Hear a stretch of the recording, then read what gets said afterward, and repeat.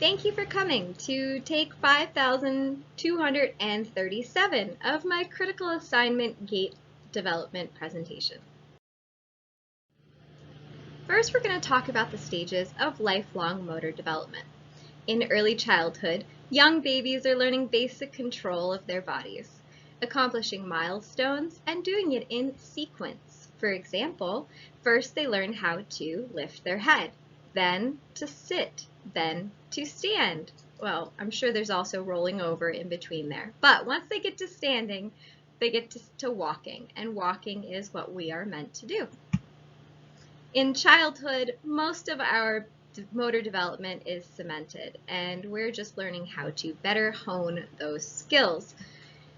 Walking patterns won't change much universally, but individually constraints can creep up based on either opportunities for growth and motor development and or socioeconomic reasons and or nutritional reasons or any host of reasons, including lifestyle choices that a child may encounter that will change their whole trajectory of how they move their body. In adulthood, everything is cemented. There is no further motor learning development, no skills are learned, but specific sub-skills can be learned. For example, sports athletes can increase their stamina, endurance, and muscular strength, all above what their normal threshold would be.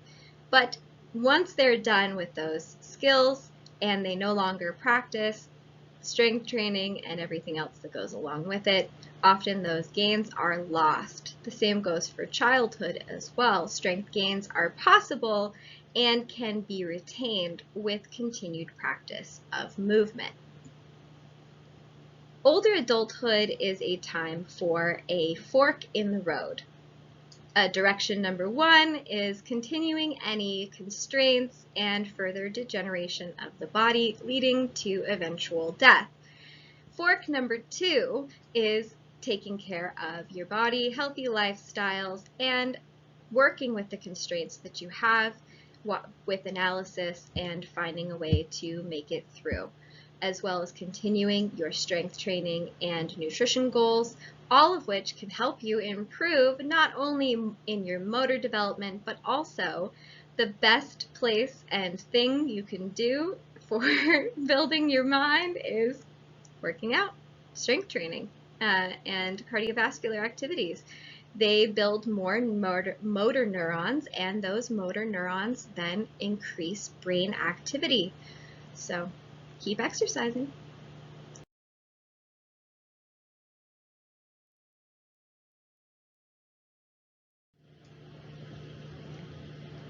Practice makes better learning throughout the life cycle, as pictured here by this wonderful group of multi-generational people and dog. Motor learning is accomplished as a result of practice. Kind of common sense, right? At all stages of development, skills can be learned, and practice really does make better. During early childhood, all physical skills are just that, practice, and everything they do is new. During childhood, those new skills are being applied, and through that application, strength is built, as well as physical and mental growth that coincide with each other. During adulthood, motor skills are mastered and cemented. Specific skills can be built, and new constraints typically come about during this time period, lasting well into older adulthood. These constraints can come about due to inactivity or poor lifestyle and can encourage regression of strength, coordination, and balance that may have been won or learned in childhood. In older adulthood, motor skills are most likely going to deteriorate due to inactivity. Muscle strength and motor neuron connectivity are all big factors in older adults not performing as well as their adult counterparts. Silver lining here is you can continue to build your strength, endurance, and muscular and mental capacity and acuity through continued strength training, agility, and balance training as well. Next, we'll talk about the stages of the gait cycle. After all, walking is what we're meant to do. There are 8 phases of the gait cycle. First, at initial contact, where the heel strikes the ground, leading into the loading response, which adds to a rocker of both the heel and the ankle, working in conjunction with the knee and the hip to create the mid-stance, in which the heel rises and we enter into terminal stance. The opposite initial contact pushes forward into our pre-swing and the toe pushes off the ground, accelerating us into the initial swing. In mid-swing, our feet are adjacent to each other, and into terminal swing, where the tibia is vertical, leading lastly to initial contact.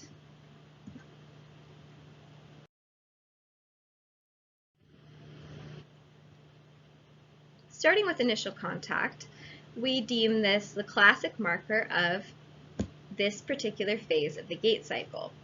Oftentimes the heel strike is missing, so we term initial contact as a replacement for it to be more suitable in more circumstances of reality.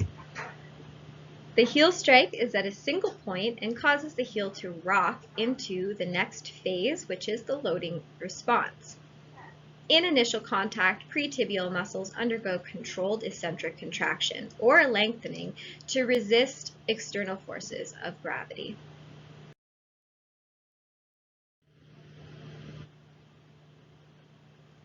Initial contact analysis leads us to the heel strike of the toddler. It's present, but not always. At times, the toddler lands with a flat foot, but this is typically when he is walking at a slower speed. Once he gets the hang of it and his speed picks up, his heel strike is more specific. The child shows a lack of heel strike and instead lands on a mostly flat foot. At times, she also lands on a toe as opposed to a heel entirely.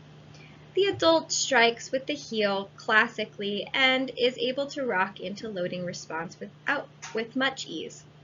The older adult struggles to even stand, but once there, her initial contact is of a mostly flat foot. Next, we cycle into the loading response. The loading response happens directly after initial contact. It is the first period of double-limbed support and accounts for approximately 12% of the overall gait cycle. In this phase, the leg provides weight-bearing stability, shock absorption, and control of forward momentum.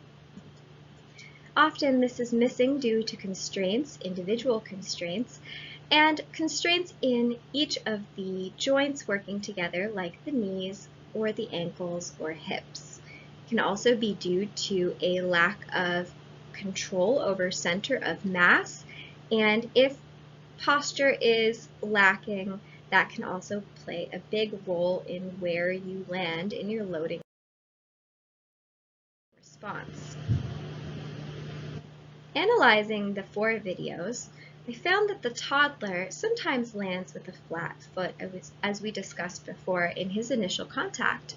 His foot and knee and hip do eventually accomplish the response with some accuracy. The child seems to load her weight onto her toes because the center of her mass is pushed over her hips, causing her to lose balance. In the adult, he performs the heel strike with much ease and flawlessly flows into his loading response.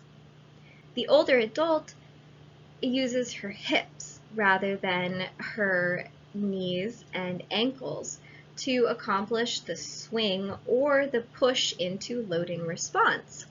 Her foot doesn't do much of the work as it remains flat.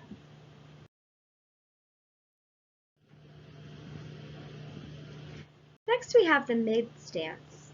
Mid-stance, of course, follows directly after the loading response. It covers the first half of the single limb support phases. It accounts for between 12 and 31% of the overall gait cycle and begins when the contralateral foot clears the ground. It initiates when the opposite limb swings into its swinging phase. It ends when the body's center of mass passes over the forefoot. In my mid-stance analysis, the toddler has a wide stance, but he does seem to be able to make it work for him. It causes some inability for his ankle to flex fast enough for the clearance that it has. The child takes a wide and offset stance, leaving her quite unbalanced and forced onto her tiptoes through most of her movements. The adult has enough balance as well as leg length and stride length to transfer his weight through into his single support limb. The older adult barely lifts her foot. She shuffles and moves her weight between her hips and outer areas of her feet as opposed to using her swing and entering into mid-stance.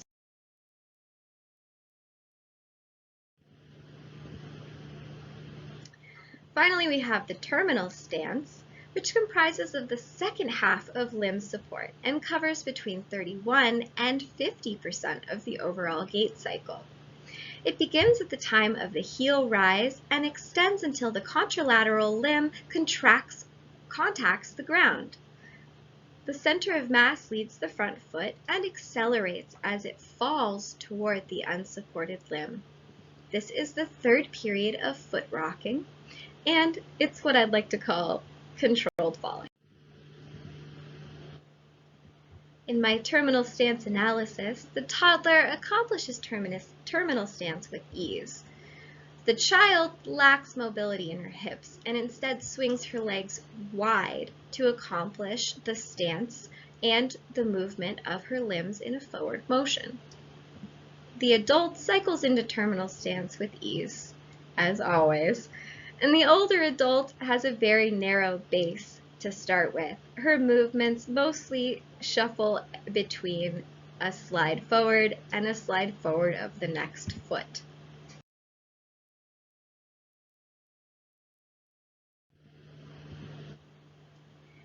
Now we have the pre-swing. This concludes the stance phase. The last period of double limb support is the final stance event in which we call the toe off. At times, this toe off does not happen, just like in the older adult you'll see in the next slide.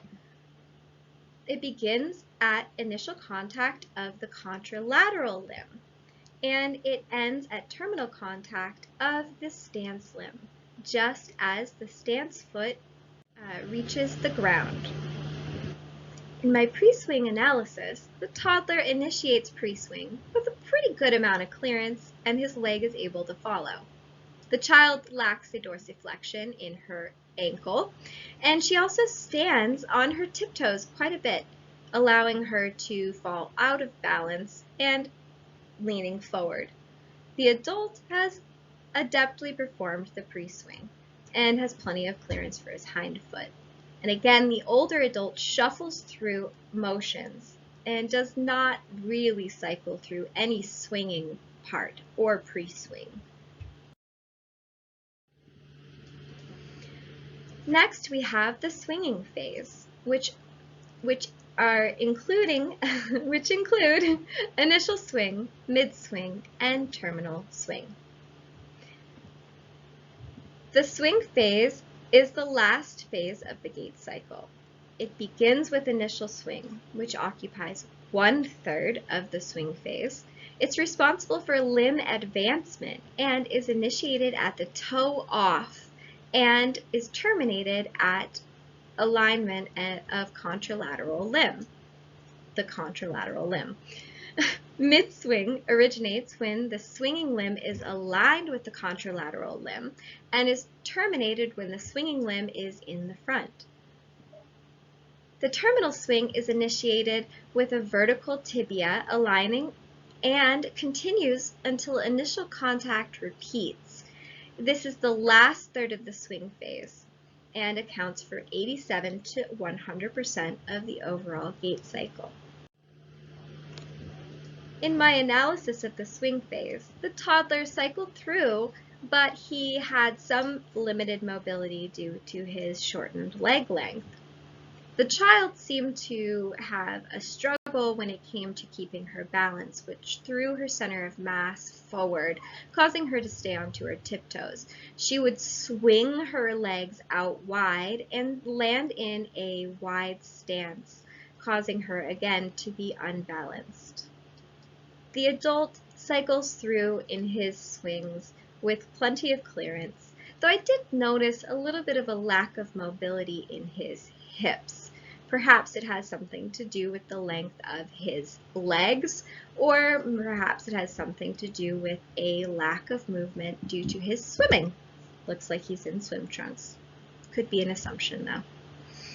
Older adults. This older adult shuffles along for the most part, and she doesn't really cycle through any swings of her legs. Instead, she lifts her knee just a little and slides her foot on the floor. And next slide. So now we come to the best part of it all, what I learned from kinesiology with Dr. G. Well, throughout the life cycle, I learned we're meant for walking. Everything we do, from the movements in utero to what we do as older adults, are all related. We learn every single one of our kinesthetic moves from birth, and that was pretty cool. And we perfect them with practice, and sometimes they can degenerate. But I learned there was a silver lining. We can work out all the way through until our late 70s or 80s, and I'd wager to say we could probably push it a little longer than that. I've had 90-year-old clients too.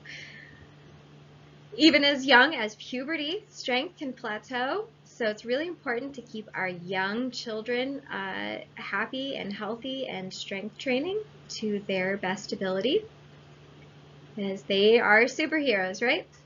And our old people too. I know, I'll be one of those pretty soon, so I can say that. I also learned that lifestyle interventions are the best way to mitigate any activity-related non-communicable diseases. So changes in nutrition as well as strength training can help improve mental acuity well into your 70s and 80s, and I thought that was pretty cool. Lastly, I learned how important the gait cycle was. I've learned it a lot in my personal training certifications, and I do use gait cycle analysis with my personal training clients, but I learned how important of a tool it actually is and what someone's gait can say about the constraints of their body and their overall health. And that, I think, is one of the most important things that I took away from this course.